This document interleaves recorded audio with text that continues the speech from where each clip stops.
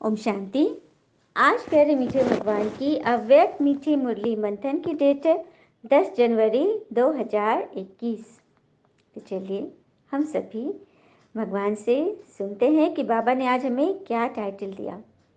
अलौकिक राज्य दरबार का समाचार।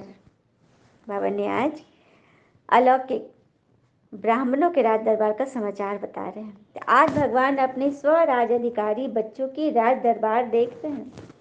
ये संगम युग के निराली श्रेष्ठ शान वाली अलौकिक दरबार सारे कल्प में न्यारी और अति प्यारी है। मधुबन की बात बाबा कर रहे हैं। माउंट आबू मधुबन में जब परमात्मा आते हैं मुरली चलाने नीचे एक साकार तन के माध्यम से, तो बच्चे ब्राह्मण बच्चे जो उस इंद्र सभा में अलौकिक दरबार में पहुंचते हैं ना, तो बाबा उनकी निराली छटा देख रहे हैं। इस राज्यसभा की रौनक, रूहानी कमल आसन, रूहानी ताज और तिलक, चेहरे की चमक, स्थिति के श्रेष्ठ स्मृति के वायुमंडल में अलौकिक खुशबू अति रमणीक, अति आकर्षित करने वाली है। देखा बाबा कितने सारे विशेषताओं से सजाते हैं ना। अलौकिक खुशबू, चेहरे की चमक, वायुमंडल, रूहानी ताज, कमल आसन, रमणीकता, कितने आकर्षण करने। ऐसी सभा को देखकर भगवान हर एक राजाधिकारी आत्मा को देख हर्षित हो रहे हैं। कितनी बड़ी दरबार है। हर एक ब्राह्मण बच्चा स्वराज अधिकारी, स्वराज अर्थात स्व आत्मा, अपने शरीर रूपी राज्य की अधिकारी है, मतलब सेल्फ कंट्रोलिंग वाली है। ऐसे बच्चों को देखकर बाबा हंस रहे हैं, खुश हो रहे हैं। हर एक ब्राह्मण बच्चा कितना सही दिख रहा है। तो कितने ब्राह्मण बच्चे हैं? सभी ब्राह्मणों के दरबार इकट्ठी करो तो कितनी बड़ी दरबार हो जाएगी। सच बात है, देश विदेश के सभी ब्राह्मणों को इकट्ठे कर दो तो कितनी बड़ी दरबार हो जाएगी। इतनी बड़ी राज दरबार किसी भी युग में नहीं होती। तो यही संगम युग की विशेषता है, जो ऊंचे से ऊंचे भगवान के सब बच्चे स्वराजाधिकारी बनते हैं। वैसे लौकिक परिवार में हर एक बाप बच्चे को कहते यह मेरा बच्चा राजा बेटा है। वह इच्छा रखते हैं कि मेरा हर बच्चा राजा बने, लेकिन सभी बच्चे राजा तो नहीं बन सकते ना। तो सुंदर बाबा ने समझाया ना, मेरी दुनिया में भी जो शरीर के माँ बाप होते हैं वो भी तो चाहते हैं कि मेरा हर एक बच्चा, किसी को 2 बच्चा है, 4 बच्चा, 3 बच्चा, तो सभी चाहते हैं कि मेरे सभी बच्चे राजा बने, ऊंचे पोस्ट पर पहुंचे। कोई नहीं चाहता कि मेरा ये बच्चा साधारण बने, ये अच्छा बने, ये मीडियोकर बने, कोई नहीं। सभी चाहते हैं कि राजा बच्चा बने। लेकिन क्या क्वेश्चन है कि क्या सभी बच्चे राजा बन जाते हैं? सभी बच्चे बनते हैं राजा? क्यों नहीं बनते? क्योंकि दुनिया में 2 तरह के लोग होते हैं। एक वो जो मौका आने पर साथ छोड़ देते हैं, और दूसरे वो जो साथ देने के लिए मौका ढूंढ लेते हैं। तो ऐसा कौन कर सकता है? हा? अपने अपने विचारों से ही तो होता है। जैसे जिसकी भावना वैसे उसको, उसकी दृष्टि वैसी हो जाएगी। अब जैसे कि क्रोध पर हम बात करते हैं। एक बच्चे ने क्रोध पर पूछा कि क्रोध मुझे नहीं आता, मैं जनरली गुस्सा बिल्कुल नहीं करती, लेकिन सामने वाले की गलत हरकत देखकर मुझे बहुत गुस्सा आता है। तो उस बहन ने कहा कि अच्छा, गुस्सा आता है तो गुस्सा आया या आपने गुस्सा किया? उससे बोला किया आया मतलब एक ही बात है। उसने ऐसा किया तो मुझे गुस्सा आ गया। फिर उस बहन ने बोला कि अच्छा, उस व्यक्ति ने गुस्सा किया, जैसे कि वहाँ पे बहुत सारे लोग और कोई एक व्यक्ति गलत हरकत किया, तो इतने सारे जो लोग हैं, क्या सबका गुस्सा एक ही पैमाने जैसा होगा? मतलब सबका सोच, सबकी स्थिति एक ही जैसे गुस्से की होगी? तो उस लड़की ने बोला कि नहीं, सब अलग अलग ढंग से अपने मेंटल स्टेट से करेंगे। तो फिर उस बहन ने बोला कि अच्छा, उसने किया था एक ही काम गड़बड़ वाला, लेकिन लोगों ने उसे अपने अपने नज़रिए से देखा, अपने नज़रिए से गुस्सा किया, बोला कि वो कोई शांत रह गया, कोई मुस्कुरा के रह गया, कोई बहुत गुस्सा किया, हाँ, कोई कम बोला, कोई और भी थोड़ा बोला। तो सबकी चीज़ में वेरिएशन था, अलग अलग था। तो उंगली कहाँ रखनी है? उस पर उंगली नहीं रखनी कि उसने गलत हरकत किया, उंगली रखनी है अपने अंदर। क्योंकि हमारी स्थिति बिगड़ी। यदि हम सभी एक जैसा करते तो उसकी इफेक्ट से हम प्रभावित हो गए, मतलब उसकी गलत हरकत से। उसने तो एक जैसा काम किया, लेकिन हमने लिया अपनी अपनी सोच से। तो यहाँ उंगली अपनी सोच पे रखनी है। तो क्या हम उस सोच को कंट्रोल नहीं कर सकते? हुँ? हुँ? आखिर लोग ये कहते हैं ना कि मेजॉरिटी लोग ऐसे ही कर रहे हैं, सभी गुस्सा कर रहे हैं, सभी में इरिटेशन वाली पावर आ गई, सब में मतलब पेशेंस किसी में नहीं है। तो क्या दुनिया बनी कैसे? हाँ, बिगड़ी ना दुनिया, तो भगवान ने ऐसे नहीं बनाई थी ना। दुनिया को हमने बिगाड़ा अपने संस्कार से। तो फिर अब बदलेगा कौन? हम ही बदलेंगे ना। हाँ, हम ही बदल जाएंगे, एक एक ऐसे बदलना शुरू करेगा तो फिर दुनिया फिर से कलयुग से सतयुग बन जाएगी। इसीलिए कोई भी चीज़ की रिस्पॉन्सिबिलिटी अपने ऊपर रखें, थोड़ा सा सेल्फ कंट्रोलिंग रखें, बस यही करना है। और इसीलिए बाबा कहते हैं कि मेरा हर एक बच्चा राजा बनेगा, क्योंकि भगवान सबको एक जैसा पढ़ाई पढ़ा रहे हैं। बड़ी बात है। इसीलिए भगवान भी चाहते हैं कि मेरा हर बच्चा राजा बने। दुनिया के माता पिता का तो हर बच्चा राजा नहीं बन सकता, लेकिन परमात्मा का बच्चा, आत्मा, सभी राजा बनेंगे जो इस नियम पे 100% एक्यूरेट चलेंगे। है ना बड़ी बात। फिर आगे बोल रहे बाबा कि सभी अपने को स्वराज अधिकारी समझते हो ना।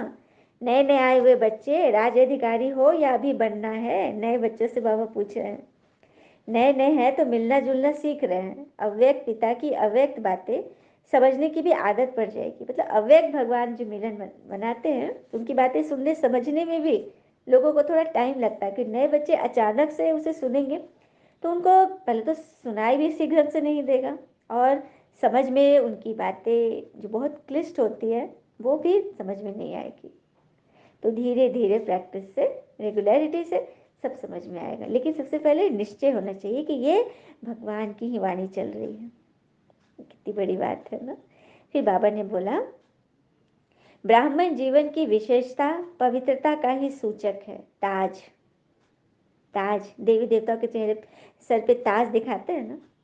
तो बाबा कह रहे कि आप ब्राह्मणों के सर पे भी ताज है, लेकिन वो गुप्त है, दिखाई नहीं दे रहा है। वो आपके जीवन की पवित्रता, जो आपने कितनी पवित्रता धारण की है मन वचन कर्म से, वो ताज, वो भगवान को दिखता है और किसी को नहीं। चेहरे की चमक रूहानी स्थिति में स्थित रहने की रूहानियत की चमक है ये। साधारण रीति से भी किसी व्यक्ति को देखेंगे तो सबसे पहले दृष्टि कहाँ जाती है? चेहरे पे जाती है। यह चेहरा ही वृत्ति और स्थिति का दर्पण है। तो भगवान देख रहे थे, चमक तो सभी में थी, लेकिन एक थे सदा आत्मीयता की स्थिति में स्थित रहने वाले, और दूसरे सदा मतलब कभी खुशी कभी गम। तो ऐसा नहीं। हाँ, दोनों के चमक में बाबा को अंतर दिख रहा है। उनकी नेचुरल ब्यूटी थी और दूसरे की पुरुषार्थ द्वारा ब्यूटी थी। आगे समझ में, एक की नेचुरल ब्यूटी मतलब पुरुषार्थ उनके जीवन का मतलब रक्त बन गया, अंग बन गया, तो वो नेचुरल थी।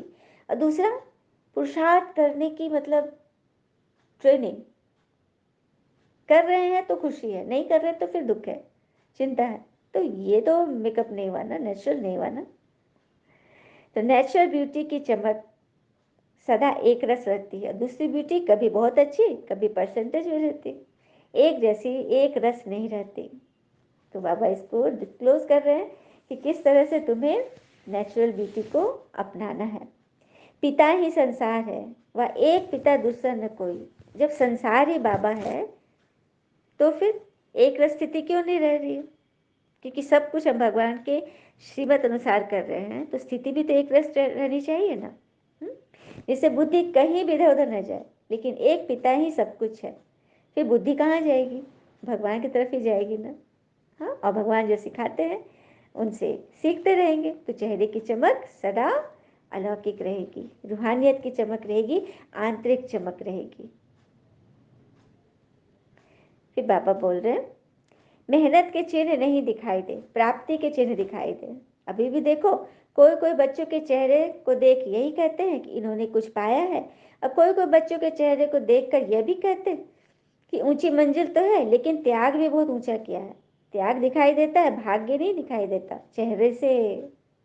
या यह कहेंगे कि मेहनत बहुत अच्छी कर रहे हैं, मतलब ये दिखाई देगा पुरुषार्थ कर रहे हैं, लेकिन चेहरे में वो चमक नहीं है, वो निश्चिंतता नहीं है, वो खुशी नहीं है, तो लोग क्या कहेंगे, हाँ कर तो रहे हैं लेकिन भाग्य दिखाई नहीं दे रहा, मिल नहीं रहा है इनको। तो कोई ऐसा बोल रहा है तो उसके जिम्मेवार कौन है, हम बच्चे ही हैं ना। तो हमें अपने में सुधार लानी ही है। संगम युग की प्राप्तियों के वरदानी समय के अधिकारी हो, निरंतर योग कैसे लगावे, पर निरंतर अनुभव कर भंडार की अनुभूति कैसे करे। अब तक भी इसी मेहनत में ही समय नहीं गवाओ, लेकिन प्राप्ति स्वरूप के भाग्य को सहज अनुभव करो। समाप्ति का समय समीप आ रहा है। अब तक किसी न किसी बात की मेहनत में लगे रहेंगे तो प्राप्ति का समय तो समाप्त हो जाएगा। बाबा कह रहे कि अभी भी यदि मेहनत में ही लगे रहेंगे तो ये संगम का समय तो समाप्त हो जाएगा। फिर अनुभव कब करेंगे। संगम युग को ब्राह्मण आत्माओं को वरदान मिला हुआ है, सर प्राप्ति भव। बाबा ने सभी को यह वरदान दिया है, सभी प्राप्ति से संपन्न भव। लेकिन अब उसके लिए हम पुरुषार्थ ही न करें तो प्राप्ति कैसे होगी। कोई भी प्रॉब्लम आता है, चारों तरफ से प्रॉब्लम आता है और हम फंस पड़ते हैं।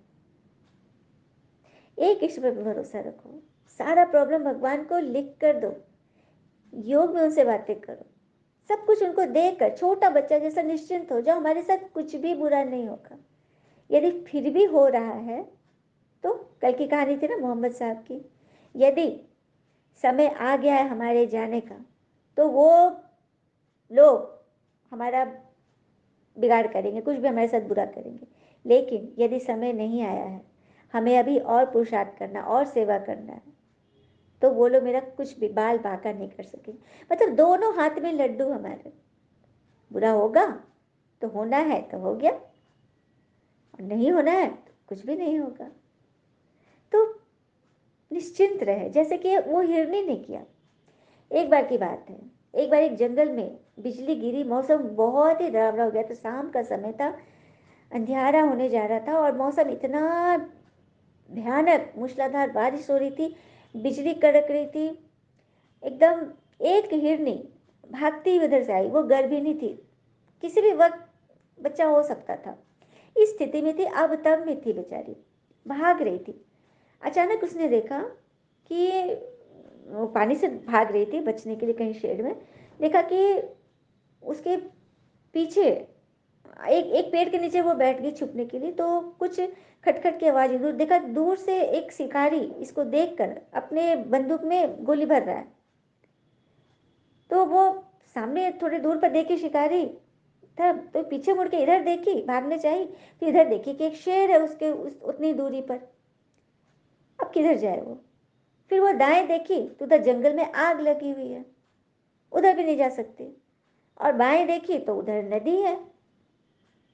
अब क्या कर रही है, चारों तरफ से उसके पास एकदम विचित्र स्थिति थी। तो ऐसी स्थिति में उसने बस आंख बंद किया और ईश्वर को याद किया। अब देखिए कमाल क्या होता है।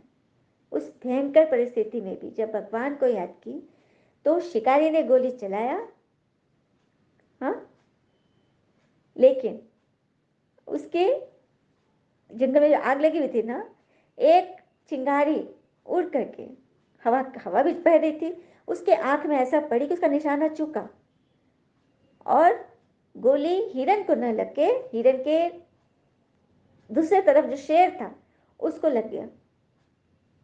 और शिकारी को भी आंख में जब वो लगा तो वो भाग गया। और उसी वक्त मौसम बदला, हाँ, नहीं, तेज हवा चल रही थी, बारिश नहीं हो रही थी उस वक्त, हवाएं चल रही थी खूब, और आग की लपटें और तेज हो रही थी। अचानक मौसम बदला और पानी पड़ने लगा, आग भी बुझ गया।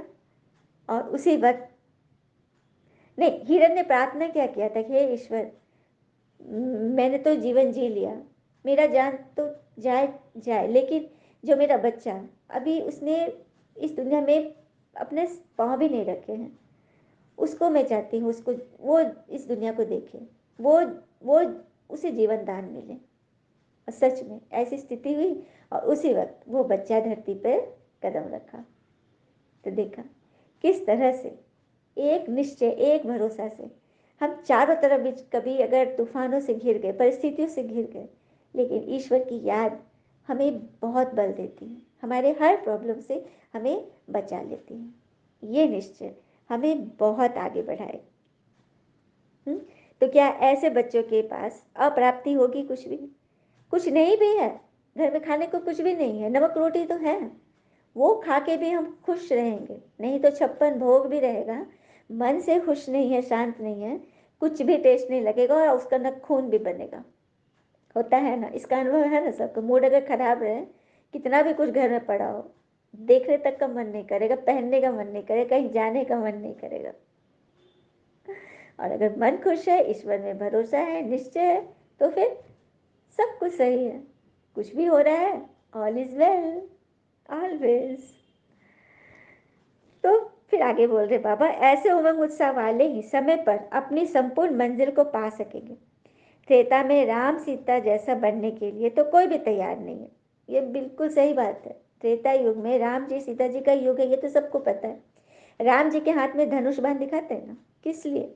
क्योंकि वो सदैव युद्ध करने के लिए तैयार है। और श्री कृष्ण के हाथ में बंसी, चैन की बंसी, सत्युग के प्रिंस है, और राम जी त्रेता के राजकुमार। तो सत्युग हो गई अपर कृष्ण सूर्यवंशी, 16 कला संपूर्ण, और त्रेता हो गए 14 वंशी, मतलब 14 गुणों वाले, 2 कला कम। इसलिए बाबा कह रहे कि नीचे उतरना कोई नहीं चाहता, सेकंड पोजीशन कोई नहीं चाहता, सब चाहते हैं फर्स्ट पोजीशन। तो पुरुषार्थ भी तो फर्स्ट वाली करनी होगी ना, कि सिर्फ चाहत रहे लेकिन काम कुछ नहीं करे, तो फिर कैसे होगा? यहाँ तो बस जो करेगा सो पाएगा। फिर आगे बोल रहे बाबा, जब से पहला पाठ शुरू किया, यह भी किया ही कि मैं कौन हूँ। मतलब पहला पहला पाठ यहाँ क्या सिखाया सिखाया बाबा ने, कि मैं कौन हूँ, मैं आत्मा हूँ, मेरे पिता कौन है, मैं किसका हूँ, परमात्मा का। यही राज जब आत्मा जान जाएगी ना, तो वो सदैव खुश रहेगी। फिर आगे बोले बाबा, जैसे साइंस की पावर नामी ग्रामी है ना, बच्चे बच्चे को मालूम है कि साइंस क्या है, तो ऐसे साइलेंस पावर साइंस से भी ऊंची है, क्योंकि साइंस की जननी ही साइलेंस है। कोई साइंटिस्ट शांति में चला गया, डीप साइलेंस में गया, तभी तो उसने कुछ इन्वेंशन किया, कुछ आविष्कार किया। हाँ, तो बस। और यहाँ साइलेंस पावर, साइलेंस का सागर हमें सिखा रहा है, फिर भी हम ना करें तो भगवान क्या सोचेंगे? चलते फिरते आप पीस के मॉडल दिखाई दे, तो साइंस वालों की भी नज़र साइलेंस वालों के ऊपर अवश्य जाएगी। तो चलते फिरते आप साइलेंस की प्रतिमूर्ति बनो। साइंस की इन्वेंशन विदेश में ज़्यादा होती है, तो साइलेंस की पावर का आवाज़ भी वहाँ से सहज फैलेगा। सेवा का लक्ष्य तो है ही, सभी को उमंग उत्साह भी है, सेवा के बिना रह नहीं सकते। जैसे भोजन के बिना नहीं रह सकते, ऐसे सेवा के बिना भी नहीं रह सकते। इसीलिए भगवान खुश हैं। बाबा ने कहा जैसे विदेशों से साइंस की इन्वेंशन जास्ती निकली है, तो साइलेंस की पावर भी वहाँ से जल्दी निकलेगी, क्योंकि विदेशी लोग बहुत जल्दी इंडिया की तरफ झुक रहे हैं, आध्यात्म को अपना रहे हैं, है ना। फिर आगे बोल रहे बाबा, अनेक चक्रों में फंसने से तुमने सब कुछ गंवा दिया, अब स्वदर्शन चक्रधारी बनने से पिता मिलेंगे तो सब कुछ मिला। मतलब भगवान को पाया तो सब कुछ पा लिया। तो मायाजीत बनकर आगे बढ़ते चलो, इससे सदा हल्के रहेंगे, किसी प्रकार की बोझ की अनुभूति नहीं होगी। बोझ ही नीचे ले आता है, और हल्का होने से ऊंचे उड़ते रहेंगे। तो उड़ने वाले हो ना, कमज़ोर तो नहीं। अगर एक भी पंख कमज़ोर होगा तो नीचे ले आएगा, उड़ने नहीं देगा। इसलिए दोनों ही पंख मजबूत हो। ये दोनों पंख है, एक ज्ञान के और दूसरे योग के। सिर्फ ज्ञान है, योग नहीं, then it will never work. और अगर योग है, ज्ञान नहीं, तो वो भी ज्ञान से ही तो परमात्मा से कनेक्शन करते हैं ना, कि क्या विधि है। सब कुछ, मतलब सबका बैलेंस रखना है, सबको लेके चलना है। हाँ, कहते भी है ना, हम सभी किसी न किसी विशेषता के धनी हैं। अगर हमें अपनी विशेषता नहीं दिख रही, तो इसका अर्थ है हम स्वयं को जानने के बजाय दूसरे को जानने में ज़्यादा इंटरेस्टेड हैं, अधिक समय उसी में बिताते हैं। अपने आप को जाने, अपनी सेल्फ कंट्रोल को जाने, अपनी धैर्यता को परखे कि कौन सी बात में हम कितना धीरज रख सकते हैं, है ना। फिर बाबा ने सभी को बहुत अच्छी रीति गुड मॉर्निंग, डायमंड मॉर्निंग किया, और सदा डायमंड बन। इस डायमंड युग की विशेषता को वरदान और वर्षे में लेकर स्वयं भी सुनहरी स्थिति में स्थित रहेंगे और औरों को भी ऐसे अनुभव कराते रहेंगे। ऐसा बाबा अपने डबल हीरो बच्चों को डायमंड गुड मॉर्निंग की बधाई दी। बाबा ने सबको डायमंड गुड मॉर्निंग कहा, तो हम बच्चे भी भगवान को दिल से डायमंड गुड मॉर्निंग कर रहे हैं। वरदान है, रहम दिल की भावना द्वारा अपकारी पर भी उपकार करने वाले शुभ चिंतक भव। रहम दिल की भावना द्वारा अपकारी पर भी उपकार करने वाले शुभ चिंतक भव। कैसे? तो कैसी भी कोई आत्मा, चाहे सतुगुनी चाहे तमोगुनी, संपर्क में आए लेकिन सभी के प्रति शुभ चिंतक अर्थात अपकारी पर भी उपकार करने वाले बनो। कभी किसी आत्मा के प्रति घृणा दृष्टि न हो, क्योंकि जानते हो यह अज्ञान के वशीभूत है, बेसमझ है। उनके ऊपर रहम व स्नेह आए, घृणा नहीं। मतलब जो सतुगुणी आत्मा है, जिसे भगवान मिल गए, जिन्हें सब कुछ रास्ता पता चल गया, हाँ, तो ऐसे बच्चे अपकारी पर भी उपकार करते हैं, क्योंकि उनको पता है कि ये अज्ञान के वशीभूत है, बेसमझ है। हाँ, इनको ज्ञान पता नहीं, परमात्मा के बारे में पता नहीं, तो उनके ऊपर रहम व स्नेह की दृष्टि रखो, घृणा की नहीं। शुभ चिंतक आत्मा ऐसा नहीं सोचेगी कि इसने ऐसा क्यों किया, लेकिन इस आत्मा का कल्याण कैसे हो, यही है शुभ चिंतक स्टेज। हमें ये नहीं सोचना है कि इसने ऐसा क्यों किया, बल्कि इस आत्मा का कल्याण हम कैसे करें, किस सोच से करें, किस विधि से करें, कैसे साकार दें इनको, ये सोचना ही शुभ चिंतक मणि बनना है। और आत्माएं इसमें आगे बढ़ रही हैं। पहले उनको बहुत डर लगता था, आत्मबल की कमी थी कि किस तरह से हम बड़ों से कैसे बात करें, क्योंकि बड़े ज़्यादा गुस्सा कर रहे हैं, बात करना बंद कर देते हैं, देखना बंद कर देते हैं, समझना बंद कर देते हैं। तो उस वक्त लगता था कि अब कहीं कोई रास्ता नहीं है, अब घर छोड़ना ही सही है। लेकिन नहीं, बाबा कहते हैं पॉज, अपने आप को रोको, अपने मन को समझो, ज्ञान को समझो और उसका प्रयोग करो। ये जीवन में आपको जरूर सफलता दिलाएगा। कई आत्मा घर परिवार बच्चे लेकर बहुत तरह से बातों से मन फंसता है, तो पहले अपने मन को तो निकाले, मन को तो भगवान को सौंप दे। मन बुद्धि से क्लीन एंड क्लियर रहे, आत्मबल भरे, योग करे और उन आत्मा को साकाश दे।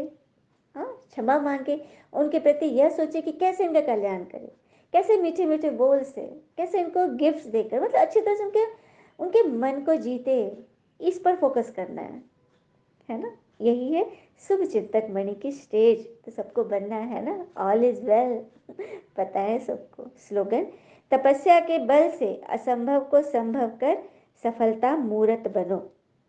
तपस्या के बल से असंभव, तपस्या कोई जंगल जाने की नहीं है, साधु संत जैसे, ये भी नहीं है कि 1 घंटा मतलब बैठ कर बाबा के फोटो के सामने बैठे ही रहना है, कुछ भी नहीं करना है। सब कुछ समय रहते, सुबह अमृत वेले जब सब सो रहे हैं, हम उठ करके याद कर लिए, उसके बाद अपना 6 बजे से काम में लग गए। हाँ, सारा दिन काम करे, स्कूल कॉलेज जो भी है सब कुछ हो रहा है, लेकिन याद से करते हैं हम। यही है तपस्या, अपने मन को साध लेना ही तपस्या है, कोई घर बार छोड़ना नहीं। तो ऐसे करेंगे तो असंभव को भी हम संभव कर लेंगे। अच्छा, ओम शांति। शुक्र है मीठे बाबा, वो बाबा के प्यारे प्यारे बच्चे। थैंक यू बाबा, ऑल इज़ वेल ऑलवेज। ओम शांति।